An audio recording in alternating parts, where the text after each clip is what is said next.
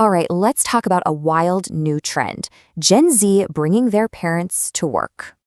So, would you bring your parents to a salary negotiation? Sounds crazy, right? But it's happening. Get this. A new survey shows almost 3 in 10 Gen Z workers have actually involved a parent. Now, for some, it was just advice, but 10% had a parent actually talk to the employer. So why does this one chat matter so much? Well, it can literally reshape your entire career's earnings. Yeah, one estimate says not negotiating your first salary could cost you $1.5 million. Even a more conservative guess puts that loss at $750K, because every future raise builds on that start. And check out the payoff. The data is clear. If you ask for more, you usually get it. But still, so many don't even try. And more than half of them really regret that decision later.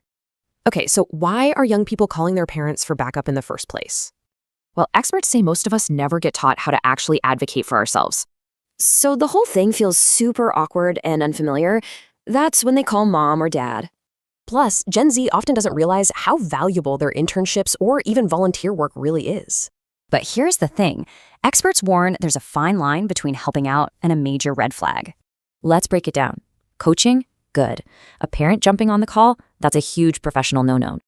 At the end of the day, the goal is to prep young adults to have the conversation themselves. So the right way to help?